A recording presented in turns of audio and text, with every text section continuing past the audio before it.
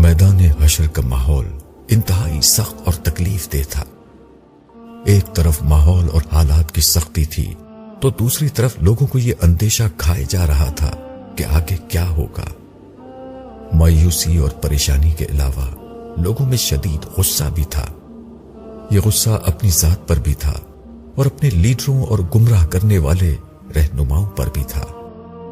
چنانچہ جو لیڈر اپنے پیروکاروں کے ہاتھ آ جاتا وہ بے دریغ اس کی پٹائی شروع کر دیتے۔ یہ گویا عذاب سے قبل ایک نوعیت کا عذاب تھا۔ ایسے تماشے اس وقت میدان حشر میں جگہ جگہ ہو رہے تھے۔ پیروکار اپنے لیڈروں کو، اصاغرین اور اپنے اکابرین کو، عقیدت مند اپنے علماء اور درویشوں کو بے دردی سے پیٹ رہے اور اپنا غصہ نکال رہے تھے۔ مگر اب کیا فائدہ؟ البتہ اس طرح پریشان اور افسردہ حال لوگوں کو ایک طرح کا تماشا دیکھنے کو ضرور مل رہا تھا۔ ہم اس طرح کے تماشے دیکھتے ہوئے آگے بڑھتے رہے۔ راستے میں میں نے صالح سے کہا، میں تو یہ سوچ کر پریشان ہوں کہ دنیا میں کچھ دیر کی لوڈ شیڈنگ اور گرمی سے ہماری حالت انتہائی ابتر ہو جاتی تھی۔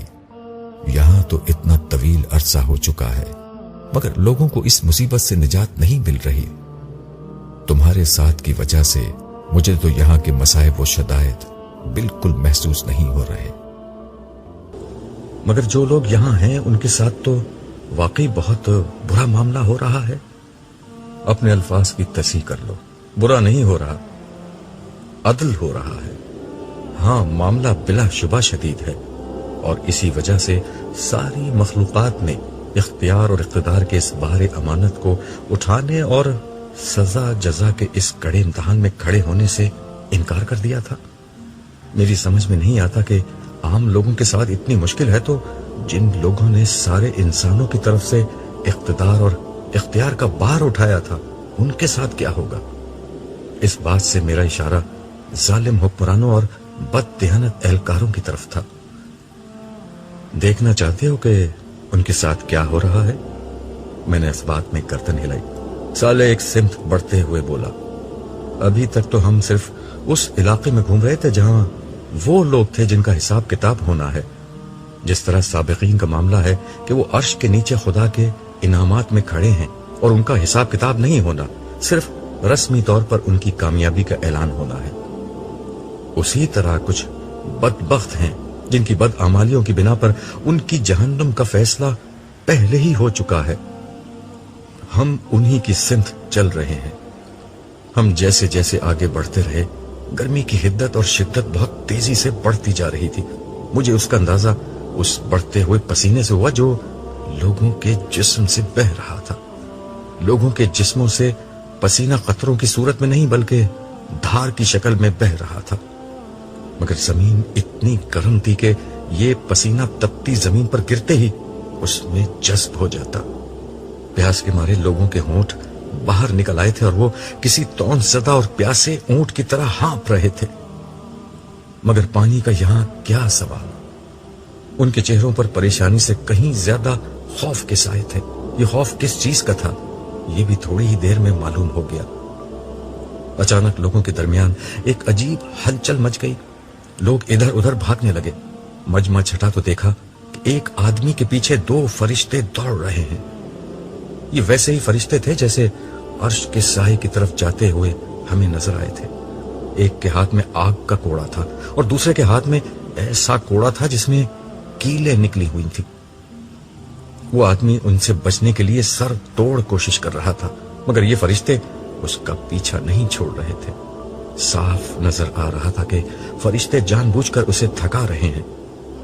وہ اس کے قریب پہنچ کر اسے ایک کوڑا مارتے اور کہتے جا رہے تھے کہ اے حکمران، اٹھ اور اپنی مملکت میں چل۔ کوڑا پڑتے ہی وہ شخص چیختا چلاتا گرتا پڑتا بھاگنے لگتا، پھر وہ فرشتے اس کے پیچھے دوڑنے لگتے۔ مجھے ان موصوف کا تعارف حاصل کرنے کے لیے زیادہ انتظار نہیں کرنا پڑا۔ صالح نے خود ہی بتا دیا، یہ تمہارے ملک کے سربراہ مملکت ہیں۔ کچھ ہی دیر میں سربراہ مملکت آگ اور کیلوں والے کوڑے کھا کر زمین بوس ہو چکے تھے، جس کے بعد فرشتوں نے انہیں ایک لمبی زنجیر میں باندھنا شروع کیا جس کی کڑیاں آگ میں دہکا کر سرخ کی گئی تھیں۔ سربراہ مملکت بے بسی سے تڑپ رہے اور رحم کی فریاد کر رہے تھے، مگر ان فرشتوں کو کیا معلوم تھا کہ رحم کیا ہوتا ہے۔ وہ بے دردی سے انہیں باندھتے رہے۔ جب ان کا پورا جسم زنجیروں سے جکڑ گیا تو اتنے میں کچھ اور فرشتے آ گئے۔ پہلے فرشتے ان سے بولے، ہم نے سربراہ مملکت کو پکڑ لیا ہے، تم جاؤ اور ان کے سارے حواریوں اور درباریوں، خوشامدی اور ساتھیوں کو پکڑ لاؤ جو اس بدبخت کے ظلم اور بدعنوانی میں شریک تھے۔ چنانچہ مجمع میں بڑے پیمانے پر وہی ہلچل، بھاگ دوڑ اور مار پیٹ شروع ہو گئی۔ تھوڑی دیر میں ایک گروہ کثیر جس میں وزراء، عمرا، مشیر، بیوروکریٹس، وڈیرے، جاگیردار، سرمایہ دار اور ہر طرح کے ظالم جمع تھے، گرفتار ہو گیا۔ اس کے بعد ان فرشتوں نے سب کو سر کے بالوں سے پکڑ کر چہرے کے بل گھسیٹنا شروع کر دیا۔ وہ ہمارے قریب سے گزرے تو ان کی کھالوں کے جلنے کی بدبو ہر طرف فضا میں بکھری ہوئی محسوس ہوئی۔ اس بدبو کا احساس ہوتے ہی صالح نے میری کمر پر ہاتھ رکھا تو میری جان میں جان آئی۔ وہ ان کو ہمارے سامنے سے کھینچتے ہوئے مزید بائیں جانب لے گئے۔ میں ان کے گھسیٹے جانے کے سبب زمین پر بن جانے والی لکیروں اور ان پر پڑے خون کے دھبوں کو دیکھتا رہا جو ان کے جسموں سے رس رہا تھا۔ یہ عبرتناک منظر دیکھ کر بے اختیار میرے لبوں سے ایک آہ نکلی۔ میں نے دل میں سوچا، کہاں گیا ان کا اقتدار؟ کہاں گئے وہ عیش و عشرت کے دن؟ کہاں گئے وہ عالیشان محل، مہنگے ترین کپڑے، بیرونی دورے، شاندار گاڑیاں، عظمت، کر و فر اور شان و شوکت؟ ان لوگوں نے کتنے معمولی اور عارضی مزوں کے لیے کیسا برا انجام چن لیا۔ صالح بولا، یہ سب ظالم، کرپٹ اور عیاش لوگ تھے جن کی ہلاکت کا فیصلہ دنیا ہی میں ہو چکا تھا۔ تاہم یہ ان کی اصل سزا نہیں، اصل سزا تو جہنم میں ملے گی۔ جس طرف فرشتے انہیں لے جا رہے ہیں وہاں سے جہنم بالکل قریب ہے۔ اسی مقام سے انہیں حساب کتاب کے لیے لے جایا جائے گا، جہاں ان کی دائمی ذلت اور عذاب کا فیصلہ سنایا جائے گا۔ پھر انہیں دوبارہ بائیں طرف لایا جائے گا، جہاں سے گروہ در گروہ انہیں جہنم میں ڈال دیا جائے گا۔ حساب کتاب کے ذکر سے مجھے بے اختیار وقت کا خیال آیا تو میں نے صالح سے پوچھا، صالح، رسول اللہ صلی اللہ علیہ وسلم کی دعا کو قبول ہوئے طویل عرصہ گزر گیا ہے، مگر اب تک یہ حساب کیوں نہیں شروع ہوا؟ یہ تم سمجھتے ہو کہ طویل عرصہ ہوا ہے، میدان حشر میں وقت بہت آہستگی کے ساتھ گزر رہا ہے، جس کی بنا پر یہ طویل عرصہ لگتا ہے، مگر عرش تلے بہت ہی کم وقت گزرا ہے۔ تم جاننا چاہتے ہو کہ اتنا وقت بھی بہرحال کیوں لگ رہا ہے؟ تم ہی نے بتایا تھا کہ جن لوگوں کو معاف کیا جانا ہے اس سختی کو ان کی معافی کا ایک عذر بنا دیا جائے گا۔ ہاں، یہ ایک وجہ ہے، مگر دوسری وجہ لوگوں کو یہ احساس دلانا ہے کہ یہاں سارا اختیار اللہ کے ہاتھ میں ہے۔ بات یہ ہے عبداللہ، انسانوں نے اپنے کریم اور مہربان آقا کی قدر نہیں کی۔ آج وہ آقا لوگوں کو یہ احساس دلا رہا ہے کہ انسان کس درجے میں اس کے محتاج اور اس کے سامنے بے وقت ہے۔ اس کی طاقت و عظمت کا پہلا اظہار قیامت کا دن تھا، جب انسانوں کی دنیا برباد ہو گئی اور ان کا سب کچھ تباہ ہو گیا تھا۔ انسان کی ساری طاقت اسے قیامت کے ہولناک حادثے سے نہیں بچا سکی۔ دوسرا موقع آج حشر کا دن ہے، جب سب کو معلوم ہو چکا ہے کہ خدا کے سامنے کسی کی کوئی وقت نہیں ہے۔ تیسرا موقع اب آ رہا ہے، یعنی حساب کتاب کا، جب اللہ تعالیٰ براہ راست آسمانوں اور زمین کا کنٹرول اپنے ہاتھ میں لے لیں گے۔ تو کیا ابھی تک ایسا نہیں ہوا؟ نہیں، ابھی تک ایسا نہیں ہوا۔ ابھی تک نظام کائنات بظاہر فرشتے چلا رہے ہیں اور اللہ تعالیٰ صرف ان کو احکامات دے رہے ہیں۔ تھوڑی دیر میں وہ سارے معاملات براہ راست خود سنبھال لیں گے، تاکہ جنوں، انسانوں اور فرشتوں سمیت ہر مخلوق جان لے کہ سارا اختیار اور اقتدار صرف اللہ ہی کے ہاتھ میں ہے۔ سرے دست سارے آسمانوں میں بکھری ہوئی کائنات جو لامتناہی فاصلوں پر پھیلی ہوئی تھی اس کو سمیٹا جا رہا ہے۔ تمہیں تو معلوم ہے کہ پچھلی دنیا میں یہ کائنات لمحہ بلمحہ پھیل رہی تھی، اب اللہ کے حکم پر فاصلے سمٹ رہے ہیں، اور یہ بے شمار کہکشائیں، ستارے اور سیارے جو پوری کائنات میں پھیلے ہوئے ہیں دوبارہ قریب آ رہے ہیں۔ ایسا کیوں ہے؟ میں نے حیرت سے پوچھا۔ یہ اس لیے ہے کہ اللہ تعالیٰ ان سب کو اہل جنت میں بطور انعام تقسیم کر دیں گے، پھر ان جگہوں پر اللہ کے انعام یافتہ بندوں کی بادشاہی اور اقتدار قائم ہو جائے گا۔ کائنات کو واپس سمیٹنے کا عمل ہی وہ چیز ہے جسے قرآن کریم نے آسمانوں کو خدا کے داہنے ہاتھ پر لپیٹ لینے سے تعبیر کیا ہے۔ پھر صالح نے آسمان کی طرف نظر کی، اس کی پیروی میں نے بھی اوپر دیکھا۔ سورج بدستور دہک رہا تھا۔ میں نے پہلی دفعہ یہ بات نوٹ کی کہ چاند بھی سورج کے قریب موجود تھا، مگر وہ بے نور ہو چکا تھا اور بہت آہستگی کے ساتھ سورج کی طرف بڑھ رہا تھا۔ یہ دیکھ کر صالح نے کہا، آج آسمان و زمین بدل کر کچھ سے کچھ ہو چکے ہیں۔ زمین پھول کر بہت بڑی ہو چکی ہے اور یوں اس کے رقبے میں کئی گنا اضافہ ہو چکا ہے۔ مجھے یاد ہے کہ زمین کا قطر 25,000 کلومیٹر تھا، مگر اب اس میں کئی گنا اضافہ ہو چکا ہے۔ ساتھ ہی یہ زمین اب اس سے کہیں زیادہ حسین اور خوبصورت ہے جتنی پہلے تھی۔ اسرافیل نے 2 دفعہ سور پھونکا تھا۔ پہلی دفعہ سب کچھ تباہ ہو گیا تھا، جبکہ دوسرے سور پر انسانوں کو زندہ کر دیا گیا۔ ان دونوں کے بیچ میں اللہ تعالیٰ کے حکم سے زمین بڑی ہوئی اور فرشتوں نے اس پر اہل جنت کے لیے اعلیٰ ترین گھر، محلات، باغات اور ان کے سکون و تفریح کے لیے بہترین چیزیں اور تمہارے لیے ناقابل تصور حد تک حسین ایک نئی دنیا بنا دی ہے۔ ہر جنتی کو اس کا گھر اسی زمین میں دیا جائے گا اور اسے رہنے بسنے کے لیے بڑے بڑے رقبے دیے جائیں گے۔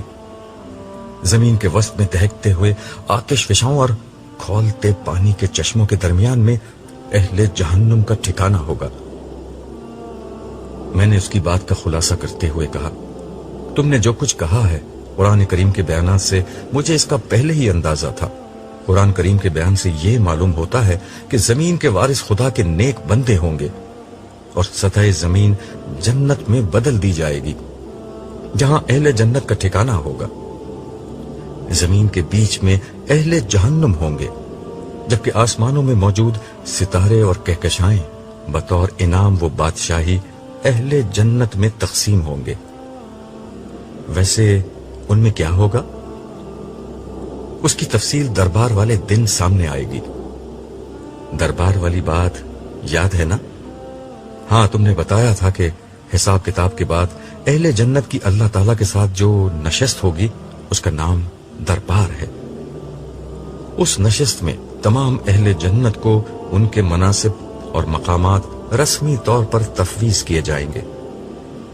یہ لوگوں کی ان کے رب کے ساتھ ملاقات بھی ہوگی اور مقربین کی عزت افزائی کا موقع بھی ہوگا۔ ہاں، اس روز انعام بھی دیا جائے گا اور کام بھی بتایا جائے گا۔ اتنی دیر میں بے نور چاند سورج میں ضم ہو چکا تھا۔ یہ دیکھ کر صالح بولا، آسمان پر موجود نشانیاں بدل رہی ہیں۔ چاند کا سورج میں ضم ہو جانا اسی کی ایک علامت ہے۔ اس کا مطلب یہ ہے کہ سارے آسمان سمیٹ لیے گئے ہیں۔ اب کسی بھی لمحے پروردگار عالم کا ظہور ہوگا اور وہ عدالت شروع ہو جائے گی جس کا انتظار تھا۔ اس وقت تمہیں اور ساری دنیا کو معلوم ہو جائے گا کہ اللہ جل جلالہ کس عظیم و اعلی ہستی کا نام ہے۔ ابھی صالح کا جملہ ختم بھی نہیں ہوا تھا کہ ایک زوردار دھماکہ ہوا۔ سب لوگ لرز کر رہ گئے۔ آواز چونکہ آسمان کی جانب سے آئی تھی اس لیے ہر نگاہ اوپر کی طرف اٹھ گئی۔ میں اور صالح بھی لوگوں کے ساتھ اوپر دیکھنے لگے۔ ایک حیرت انگیز منظر سامنے تھا۔ آسمان میں شگاف پڑ چکا تھا اور تھوڑی ہی دیر میں وہ بادلوں کی طرح پھٹ کر ٹکڑے ٹکڑے ہو گیا۔ ان شگافوں کو دیکھ کر ایسا لگا کہ آسمان میں دروازے ہی دروازے بن گئے ہیں۔ ہر شگاف سے فرشتوں کی فوج در فوج زمین کی طرف اترنے لگی۔ ان کی تعداد اتنی زیادہ تھی کہ کسی قسم کی گنتی اور اندازہ محال تھا۔ فرشتوں کے مختلف گروہ تھے اور ہر گروہ کا انداز اور لباس بالکل مختلف تھا۔ وہ فرشتے میدان حشر کے وسط میں ایک جگہ اترنے لگے اور انہوں نے درمیان میں موجود ایک بڑی اور بلند خالی جگہ کو اپنے گھیرے میں لے لیا۔ فرشتے آسمان سے اترتے جاتے اور دائرہ در دائرہ ہاتھ باندھ کر معدب انداز میں کھڑے ہوتے جاتے۔ ہر لمحہ ان کی تعداد بڑھتی جا رہی تھی۔ اس دوران میں لوگوں کی چیخ و پکار بھی تھم چکی تھی۔ ہر شخص پھٹی آنکھوں سے ٹک ٹکی باندھے اسی سمت دیکھے جا رہا تھا۔ اب فضا میں بس کچھ سرگوشیوں کی سرسراہٹ ہی باقی رہ گئی تھی۔ اس کی وجہ یہ تھی کہ ہر شخص اپنے برابر والے سے پوچھ رہا تھا کہ یہ کیا ہو رہا ہے۔ مجھے قدرے اندازہ تھا کہ یہ کیا ہو رہا ہے، لیکن پھر بھی میں نے صالح سے وضاحت چاہی۔ اس نے حسب توقع جواب دیا، حساب کتاب شروع ہو رہا ہے، بارگاہ اہدیت کا دربار سجایا جا رہا ہے، یہ اس کا پہلا مرحلہ ہے۔ فرشتے مسلسل اتر رہے ہیں اور کافی دیر تک اترتے رہیں گے۔ اس کے بعد سب سے آخر میں حاملین عرش اتریں گے۔ تم تو ان سے مل چکے ہو، وہ اس وقت 4 تھے، اب 4 مزید ان میں شامل ہو جائیں گے۔ کل 8 فرشتے عرش الہی کے ساتھ نازل ہوں گے۔ عرش الہی، میں نے زیر لب ان الفاظ کو دہرایا۔ صالح نے مزید وضاحت کرتے ہوئے کہا، تم تو سمجھ سکتے ہو اللہ تعالیٰ عرش پر بیٹھتے نہیں ہیں، وہ اس طرح کے تمام انسانی تصورات سے پاک ہیں۔ یہ عرش اصل میں مخلوق کے رجوع کرنے کی جگہ ہے، جیسے دنیا میں بیت اللہ ہوا کرتا تھا بطور قبلہ۔ اللہ کے گھر کا مطلب یہ نہیں تھا کہ اللہ تعالیٰ وہاں رہتے تھے، لیکن انسان اس کی طرف جب رخ کرتا تھا تو اس کے لیے وہ ایک مقام رجوع بن جاتا تھا۔ اسی طرح آج عرش الہی کے ذریعے سے لوگ اللہ تعالیٰ کے ساتھ مکالمہ کریں گے۔ میں نے پوچھا، گویا لوگ اللہ تعالیٰ کی بات سنیں گے؟ صالح نے کہا، ہاں، ویسے ہی جیسے حضرت موسیٰ نے طور کی وادی میں ایک درخت کے اندر سے اللہ تعالیٰ کی آواز آتے ہوئے سنی تھی۔ اور ہاں عبداللہ، ایک بہت خاص بات بھی سن لو۔ میں پوری طرح متوجہ تو تھا ہی، لیکن اب یکسوئی سے اسے دیکھنے لگا۔ حاملین عرش کے نزول کے ساتھ ہی عرش نور الہی کی تجلی سے جگمگا اٹھے گا، جس کے ساتھ پوری زمین پر اس نور کا اثر پھیل جائے گا۔ اس کا مطلب یہ ہوگا کہ زمین اپنے رب کے نور سے روشن ہو جائے گی اور معاملات اب براہ راست اللہ تعالیٰ کی اپنی نگرانی میں انجام پانا شروع ہو جائیں گے۔ یہ مطلب ہے قرآن کریم کی اس بات کا کہ زمین کو خدا اپنی مٹھی میں لے لے گا۔ اس وقت پہلا حکم یہ دیا جائے گا کہ ہر شخص اللہ تعالیٰ کے حضور سجدے میں گر جائے۔ عبداللہ، اس وقت بہت عبرتناک منظر سامنے آئے گا۔ تم دیکھو گے کہ سارے فرشتے سجدے میں ہوں گے۔ عرش کے دائیں ہاتھ کی طرف عرش الہی کے مامون سائے میں موجود سارے انبیاء، صدیقین، شہداء اور صالحین سب سجدے میں ہوں گے۔ میں نے بے اختیار پوچھا، اور یہاں حشر کے میدان میں موجود لوگ؟ اہم اور عبرتناک بات یہی ہے، یہاں موجود کوئی کافر، منافق، خدا کا نافرمان اور مجرم سجدے میں نہیں جا سکے گا۔ یہ لوگ لاکھ کوشش کریں گے کہ سجدے میں گر جائیں، مگر ان کی کمر اور گردن تختہ ہو جائے گی۔ زمین انہیں اپنی طرف سے آنے سے روک دے گی۔ اور باقی لوگ؟ میں نے پوچھا۔ صالح بولا، وہ لوگ جن کے اعمال ملے جلے اور گناہ کم ہوں گے وہ سجدے میں چلے جائیں گے، اور اسی وجہ سے ان سب کو فوراً حساب کتاب کے لیے بلایا جائے گا۔ باقی جس کا ایمان جتنا پختہ اور اعمال جتنے اچھے ہوں گے وہ اتنا ہی جھک سکے گا۔ کوئی رکوع میں ہوگا، کوئی آدھا جھکا ہوگا، کوئی بس گردن ہی جھکا سکے گا۔ جو جتنا کم جھکے گا وہ اتنا ہی خوار ہوگا۔ میں بات سمجھتے ہوئے سر ہلا کر بولا، اچھا، اس کا مطلب ہے کہ لوگوں کو اس وقت اپنے مستقبل کا کسی قدر اندازہ ہو جائے گا؟ صالح نے کہا، نہیں، تمہیں یہ باتیں میں بتا رہا ہوں، انہیں یہ اندازہ نہیں ہوگا۔ البتہ سجدہ نہ کرنے پر ذلت کا احساس اور کرنے پر ایک نوعیت کا اطمینان ہو جائے گا۔ البتہ لوگ یہ اچھی طرح جان لیں گے کہ خدا کون ہے، جس ہستی کو بھلا کر زندگی گزاری تھی وہ کون ہے۔ آج لوگوں کو معلوم ہو جائے گا کہ بادشاہوں کا بادشاہ کون ہے، شہنشاہوں کا شہنشاہ کون ہے، کون معبود برحق ہے، کون ہے جس کا اقتدار اس کائنات پر قائم ہے، کون ہے جس کے ہاتھ میں کل بھلائی اور تمام خیر ہے، کون ہے جس کے اشارے سے تقدیر بن اور بگڑ سکتی ہے، کون ہے جو ہر شخص سے ہر عمل کے بارے میں پوچھ سکتا ہے مگر اس سے اس کے فیصلے کے بارے میں کچھ نہیں پوچھا جا سکتا، کون ہے جو ہر حمد، ہر شکر، ہر قیام، ہر رکوع، ہر سجدے، ہر نیاز، ہر عاجزی، ہر محبت، ہر تسبیح، ہر تکبیر کا مستحق ہے۔ اللہ اکبر، اللہ اکبر، اللہ اکبر۔ یہ الفاظ کہتے ہوئے صالح کے جسم پر ایک لرزہ طاری ہو گیا اور آخری اللہ اکبر کہتے ہوئے وہ سجدے میں گر گیا۔ اسی لمحے مجھے محسوس ہوا کہ زمین پر ایک خاص نوعیت کی روشنی پھیل چکی ہے، ماحول ایک خاص قسم کے نور سے جگمگا اٹھا ہے، اس کے ساتھ ہی کانوں میں فرشتوں کی تسبیح اور تہلیل و حمد و شکر اور تمجید و تکبیر کی صدائیں آنے لگی۔ مجھے اندازہ ہو گیا کہ عرش الہی کی تجلیات سے ماحول منور ہو چکا ہے، مگر میں اس پورے عمل میں نظر جھکا کر کھڑا رہا تھا۔ ڈر کے مارے میں نے عرش کی طرف دیکھنے کی کوشش ہی نہیں کی تھی۔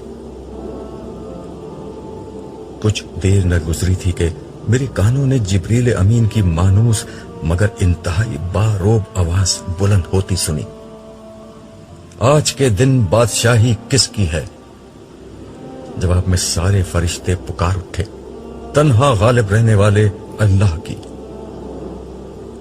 جبریل امین یہ سوال بار بار دہراتے اور ہر بار فرشتے با آواز بلند یہی جواب دیتے۔ اس عمل نے میدان حشر میں ایسا حشر برپا کر دیا کہ دل لرزنے لگے۔ آخرکار ایک صدا بلند ہوئی، اور رحمان کے بندے کہاں ہیں؟ پروردگار عالم کے غلام کہاں ہیں؟ اللہ جل جلالہ کو اپنا معبود، اپنا بادشاہ اور اپنا رب ماننے والے کہاں ہیں؟ وہ جہاں بھی ہیں خداوند سارے جہاں کے رب کے حضور سجدہ ریز ہو جائیں۔ یہ سننا تھا کہ میں کچھ دیکھنے کی کوشش کیے بغیر ہی صالح کے برابر میں سجدہ ریز ہو گیا۔